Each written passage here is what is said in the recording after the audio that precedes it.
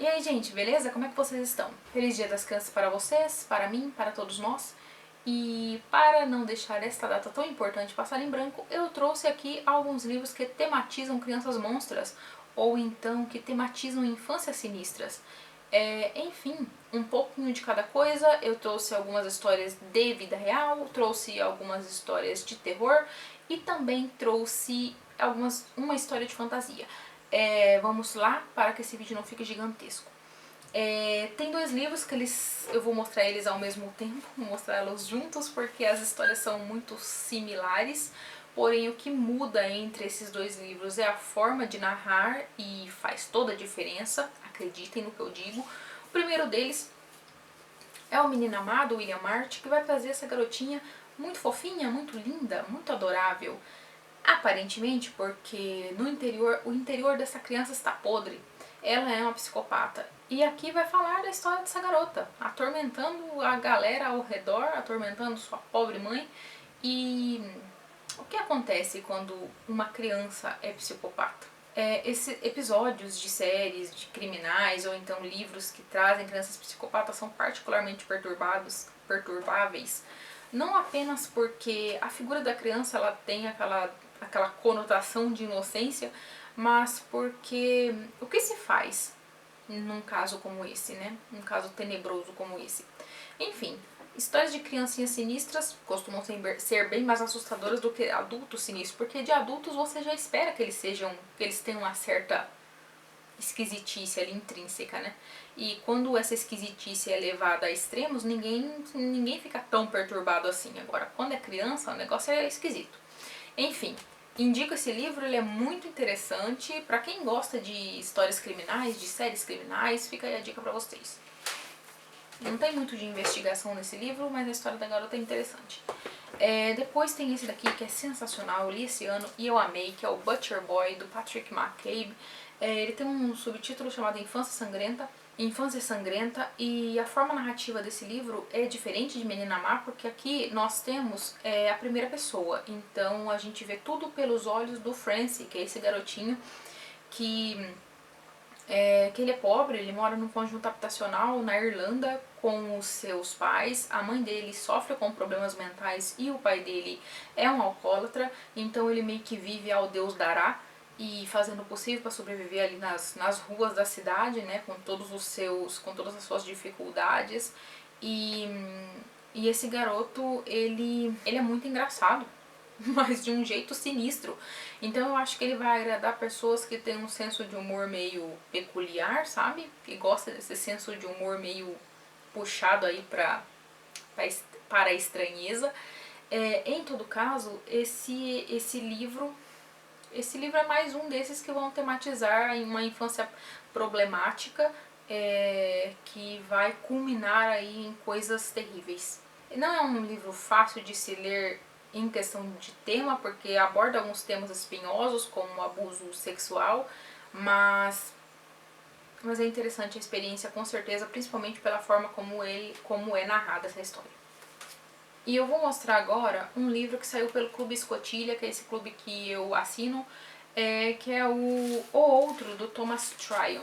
Esse livro é meio que um clássico aí das histórias de terror com crianças, e é muito interessante. Traz esses dois irmãos, eles são gêmeos, e eles vivem no sul, naquele sul abandonado, sabe? No sul pós-guerra de secessão. Na verdade, a história se passa na década de 50, começo da década de 60, mas ainda tem todo aquele climão de sul devastado, sabe? Que tem em filmes, por exemplo, como A Chave Mestra, que eu amo de paixão. Fica aí a dica pra vocês. De qualquer forma, nesse livro aqui, tem esses dois irmãos se metendo em muitas traquinagens, até que pessoas da própria casa deles começam a morrer como moscas. E rola um climão nessa história, sabe? Parece que todo mundo sabe que tem alguma coisa errada, todo mundo ali sabe que tem alguma coisa errada, e só que ninguém fala nada, é cheio de segredos, essa história é cheia de segredos. E essa edição aqui eu achei super interessante, porque tem algumas folhas, algumas páginas em que a escrita é sobreposta, principalmente aqui no começo. E daí, né, no começo você pensa, meu Deus, nossa, mas como foi impressa de um jeito estranho isso daqui, tá tudo errado. Mas daí não. A escotilha costumava colocar uns textinhos atrás de como eles imprimiam, né, como que eles faziam o projeto gráfico. Eu achava muito legal. Eles pararam de fazer isso, não sei por quê. Enfim, o projeto gráfico aqui nessa questão de impressão aqui tem tudo a ver com a história. E é muito bom esse livro. Eu não sei se tem alguma edição liberada aí para o público. Em todo caso, o Clube Escotilha é bem interessante, vale a pena dar uma olhada aí. Eu assinei, na verdade, só para poder comprar esse livro. Próximo livro que eu vou mostrar as personagens principais, elas já são adultas, mas a infância é a coisa mais importante da história dessas duas personagens. E a infância dessas personagens definiu a história delas de uma forma assim que não define a de quase ninguém. Espero. Estou falando deste livro que eu amo demais, que é O Que Terá Acontecido a Baby Jane, de Henry Farrell. Este livro ele deu origem a um dos meus filmes favoritos, que tem o mesmo nome, Que Terá Acontecido a Baby Jane, que é também com uma das minhas atrizes favoritas, a Bette Davis, que é essa senhora aqui. A co-protagonista é a Joan Crawford, que é a irmã da Baby Jane, né, que no caso é a Bette Davis. E as duas no filme, elas fizeram os papéis da Baby Jane e da Blanche. Elas são duas irmãs que vivem numa casa gigantesca. Elas aparentemente são ricas, ou pelo menos não precisam trabalhar para se manter. E a Blanche, ela tá paralisada do pescoço para baixo, então ela depende da Jane para tudo. E a Jane é essa irmã que cuida, né, da Blanche. E só que, na medida em que a leitura avança, a gente vai descobrindo que a relação dessas duas é sinistra. Existem segredos profundos aqui entre essas duas personagens e que remontam à infância. E essa infância é muito louca. A Baby Jane, no caso, tem esse nome, né, de Baby Jane. O nome dela é Jane Hudson, mas ela era conhecida como Baby Jane porque era uma daquelas criancinhas esquisitas, sabe? Sabe aquelas criancinhas dos anos 40, 50 que fazia muito sucesso e elas cantavam, sapateavam, assoviavam enquanto chupavam cana, esse tipo de coisa. Sabe a Shirley Temple? Então, eu vou deixar uma fotinha dela aí, que é mais ou menos esse tipo de criança que costumava ser aquela criança engraçadinha, mas que eu sempre achei muito sinistra. Em todo caso, a Baby Jane era uma dessas crianças, então ela era toda, né, ela fazia muito sucesso, ela ganhava para sustentar a família toda quando ela ainda era quase um bebê. Então, tudo isso fez com que a dinâmica entre essas duas personagens ficasse assim, de uma tal forma que culminou na situação em que elas estão atualmente no livro. Eu realmente não posso dizer mais nada, porque esse livro é um verdadeiro mergulho na cabeça perturbada dessas duas personagens e aqui as coisas não são o que aparentam ser. Eu dei uma olhada na internet, eu vi que esse livro ainda está disponível tanto na Amazon quanto no Submarino, quanto no site da Dark Side Books. E, gente, vale muito a pena. Esse livro, tanto esse livro quanto o filme, são muito bons. Inclusive, o filme meio que tirou a Bette Davis e a Joan Crawford daquele esquecimento, né, que Hollywood costuma colocar as suas personagens mais velhas. Então Bette Davis, sempre maravilhosa, foi lá, peitou todo mundo e falou: escuta, gente, tem um papel perfeito aqui pra mim. E de fato foi mesmo. Essa edição também tem outros contos do Henry Farrell e ele é um ótimo escritor. E essa edição é tão linda, ela é toda fofinha assim, sabe? Só que o sol tá batendo na minha estante e tá meio que descorando ela, infelizmente. Enfim, que amor. Quero ler de novo. Que amor pra gente perturbada, né? Porque esse livro aqui não é muito amoroso, não. Enfim, perfeito para ler aí no Dia das Crianças. Agora eu vou falar de um livro de fantasia, de um dos meus autores favoritos, que é o Neil Gaiman. Vou falar de Coraline, que é esse livro de fantasia sombria aqui para crianças. E eu acho que se você tiver uma criança aí pra assustar, esse livro aqui é perfeito pra isso. E tem também o filme, que, gente, eu amo aquele filme. As musiquinhas são ótimas, o filme é bem assustador também. E o livro também é super assustador. E vai falar dessa garotinha, a Coraline, que todo mundo tá sempre chamando ela de Carolina, mas ela sempre corrige todo mundo porque é Coraline. E ela e os pais se mudam para essa casona gigantesca, que um dia foi um casarão, mas que agora o proprietário subloca dividiu esse casarão e subloca agora para várias pessoas. E ela tem vizinhos muito peculiares. A Coraline é uma garota muito solitária, porque os pais dela estão sempre trabalhando. O pai dela é um escritor, a mãe dela acho que é artista, alguma coisa assim. Mas, enfim, eles estão sempre muito ocupados, eles nunca têm tempo pra ela e ela não tem amigos. Então ela vive vagando por aquele casarão e ela vai encontrar alguns personagens muito peculiares. Ela vai encontrar um gato que não tem nome, porque o nome dos gatos é muito particular, eles não saem dando o nome deles pra qualquer indivíduo. E vai encontrar um garotinho também. E o mais importante, quando ela tá vagando pela casa, ela vai encontrar uma pequena portinha que ninguém nunca viu e que às vezes desaparece, e ela vai entrar um certo dia, ela vai entrar por essa portinha e ela vai encontrar a outra mãe e o outro pai, que são essas criaturas com olhos de botões e que aparentemente são tudo que os pais de Coraline não são na vida real. Eles são amorosos, a mãe dela, a outra mãe faz um monte de comidas perfeitas, Coraline tem bastante tempo com eles, o pai tá sempre abraçando, tocando música, é aquele festejo doido que a gente coloca uma pulga atrás da orelha do adulto que está lendo, né? A criança eu espero que sim também, né? Enfim, além de toda essa simpatia desses outros pais, eles também têm olhos de botões. Ai meu Deus, que negócio sinistro. E aqui essa coisa, tem essa pulga atrás da nossa orelha, porque você sabe que a vida não é tão simpática assim, que esse povo tem alguma coisa a esconder, e de fato eles têm mesmo. E gente, que livro legal, vale muito a pena. Agora eu tenho 2 livros de terror para mostrar para vocês, que eu acho que o primeiro deles, se você for uma pessoa que tem medo de ler livro de terror, talvez você consiga ler de boa esse livro aqui, talvez não, você consegue sim, tenha força. Esse livro aqui é muito bom e vai falar sobre capirotagem. Eu estou falando de A Profecia de David Seltzer. Eu estava aqui sofrida com rinite, lendo nessa ediçãozinha feiozinha aqui da... Meu Deus, já começa a coçar até o olho. Da Bestseller Records. E foi aqui que eu li, né? Eu li há muito tempo atrás. E eu li na escola também. Depois eu comprei essa ediçãozinha pobre. Só que Pipoca e Nanquim fez toda a diferença na minha vida e foi lá e lançou esse livro, essa edição muito bonita, com essa padronagem aqui, sobre essa história, que ela é muito conhecida. Tem um filme incrível, incrível, que eu amo de paixão, como que é o nome daquele cara? Robert Redford. Ele costumava ser um galã nos anos 80, ou nos anos 70, ou nos anos 60. Ele era um galã em algum momento da vida dele.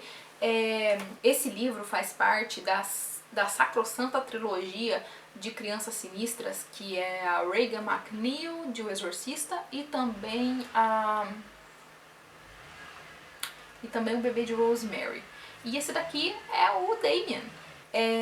Tem esse diplomata norte-americano vivendo na Europa e a mulher dele está grávida. Então ele tá numa viagem lá e de repente ele recebe uma ligação falando: "O senhor fulano, embaixador, venha pra cá porque sua esposa está parindo e as coisas não estão tão bem assim não, viu? Então venha correndo pra cá." Ele vai correndo pra lá.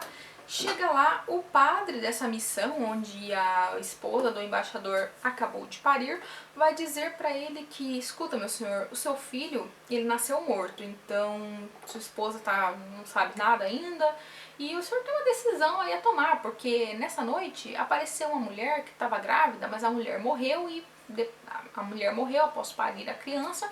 Então a gente tem aqui um problema de matemática, né? A gente tem uma mulher sem filho e um filho sem mulher. Um filho sem mãe." E o que acontece é que a pior decisão tomada na face das decisões erradas é tomada pelo Robert Thorne, que é esse embaixador norte-americano. E ele vai lá e toma essa péssima decisão, né? Que é adotar essa criança aí no lugar da criança perdida. E daí, gente, todo mundo sabe, não é spoiler, porque pelo amor de Deus, a menos que você esteve escondido embaixo de uma pedra nos últimos 40 ou 50 anos, você já sabe que o Damien é o filho do Cascos Fendidos, mais conhecido carinhosamente como Lúcifer, e ele tá aí na Terra pra ferver o barraco, né?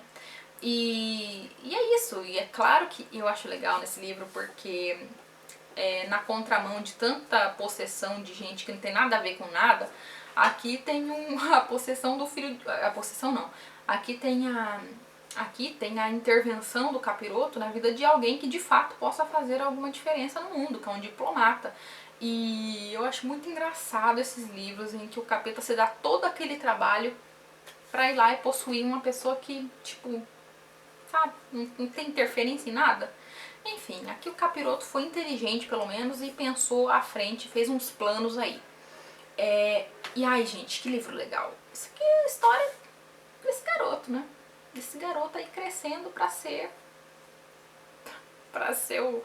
trabalhar na empresa do pai quando o pai se aposentar. Isso aí. Lucifer S.A. E depois, é claro que eu ia falar deles, do Clube dos Otários. Mas antes de eu falar do Clube dos Otários, deixa eu só fazer um adendo aqui, que tem esse livro do Neil Gaiman também, que é o Belas Maldições, que meio que dá uma tirada de sarro aí da profecia. Ou pelo menos é um pastiche da profecia, uma parte dele. Só que é Neil Gaiman e Terry Pratchett. Então a história tem bruxas, tem um anjo e um demônio que são sensacionais. E tem esse daqui, considerem como um bônus, tá? Eu lembrei enquanto eu ia falar do A Coisa, então eu dei uma pausa. Mais Belas Maldições vai falar sobre esses dois anjos, o anjo e um demônio, que recebem tarefas, né, de seus respectivos chefes. Então tem o Aziraphale, que é esse anjo, e tem o Crowley, que é o demônio, e os dois recebem a tarefa de cuidar e guiar um garotinho que é o filho do capeta. Então, só que esses dois são péssimos no trabalho deles e eles acabam cuidando e guiando um garotinho que não tem nada a ver, que não é o filho do capeta. Enquanto isso, o filho do capeta continua vivendo sua vida de boa, sem interferência nem divina, nem demoníaca. Ai, gente, esse livro é muito engraçado. A primeira parte dele é impagável. A segunda parte ele dá uma desanimada, fica meio chatinho, mas ainda assim vale muito a pena. Enfim, vamos voltar lá pra coisa. Clube dos Otários. Como eu amo esse livro. Eu trouxe essa edição, eu tenho a outra também, aquela do palhaço, a capa branca. Mas eu trouxe essa edição porque eu gosto da tradução, eu me acostumei com a tradução. Eu li pela primeira vez quando eu tinha 15 anos, então tenho um carinho especial por como os personagens são tratados aqui. A outra tradução é ótima também, é só que eu tenho é da Regiane Winarski, a outra tradução. Só que eu tenho um carinho especial, que é todo da infância, da adolescência, né, no caso. Tenho todo um apego pela tradução desse livro aqui, de como os personagens eram tratados. Enfim, tá todo riscado essa cópia. E toda suja também, toda marcadinha na lombada de tanto que eu já li. Todo ano eu leio esse livro. Ai meu Deus, por quê? Por que, Cíntia? Enfim, todo ano eu leio esse livro, eu adoro. E vai falar sobre essa cidadezinha fictícia, Derry, em que a cada 27 anos um grupos de crianças desaparecem com mortes horríveis. E existem histórias acerca desses desaparecimentos, né? Meio que todo mundo meio que sabe o que rola ali, todo mundo que meio que tá possuído por essa cidade que é Derry, e por essa criatura, essa entidade que mora em Derry. E Derry é essa cidade assombrada. Em todo caso, vai ter esse Clube dos Otários, que é essas crianças maravilhosas, minhas crianças favoritas de toda a literatura. E essas crianças vão seguir o K, vão seguir o destino. Não há nada que elas possam fazer para lutar contra o destino, porque a roda do K não para. E se vocês não estão sabendo o que eu tô falando, porque eu tô referenciando a Torre Negra, né? Igual o Stephen King, eu tô colocando uns easter eggs no meu vídeo. Enfim, aqui essas crianças vão fazer o que elas têm que fazer e não há nada que elas possam fazer para não fazer o que elas têm que fazer, entendeu? Enfim, aqui vai ter a figura do palhaço Pennywise, que está logo aqui atrás de mim, e ele é só uma das muitas faces da coisa, que é esse bicho papão que pode se transformar no seu pior medo. Então, é isso aí. Esse livro teve a adaptação mais recente, teve uma adaptação com o Tim Curry. Eu adoro o Tim Curry, mas aquela adaptação eu não suporto, acho muito chata. Eu amei a primeira parte dos filmes, desses dois últimos filmes que saíram recentemente. A segunda parte eu achei um saco, eu fiquei com uma vergonha alheia tenebrosa no final daquele filme, mas a primeira parte é linda, vale muito a pena, como eu amei aqueles personagens. A segunda parte é a minha tristeza não ter gostado, porque tem personagens, tem atores que eu amo, tem o Bill Hader, tem a lindíssima da Ruiva, como é o nome dela, meu Deus, esqueci o nome dela agora. Nossa, toma assim, siga a mulher no Instagram, vejo a foto dela todo dia. Esqueci. Enfim, tem ela, tem o Bill Hader, que eu já falei, do SNL, tem uma galera maravilhosa lá, tem até aquele menino, o Sr. Túminos das Crônicas de Nárnia, que também esqueci o nome, James McAvoy, eu tô péssima. Enfim, e ainda assim, é um filme muito ruim. Eles perderam a mão, encheram de CGI, fazendo aqueles negócios, aquelas criaturas esquisitas de computação gráfica. Pra quê, gente? Era só passar maquiagem. Esse livro é sensacional, ele tem quase 1000 páginas, é um dos maiores livros de Stephen King, é um dos mais famosos também, e o final é polêmico. Porém, se você conhece os demais livros do Stephen King, principalmente A Torre Negra, talvez ele não seja tão polêmico assim, e você compreenda melhor. Apesar daquela cena, realmente eu não tenho desculpa pra aquilo lá é só mau gosto mesmo. Enfim, eu vou deixar os links para todos esses livros na descrição, no box de informações. Vocês podem encontrar aí facilmente. Se gostaram do vídeo, curtam, compartilhem, se inscrevam no canal. Obrigada por assistirem e até o próximo vídeo. Tchau, tchau!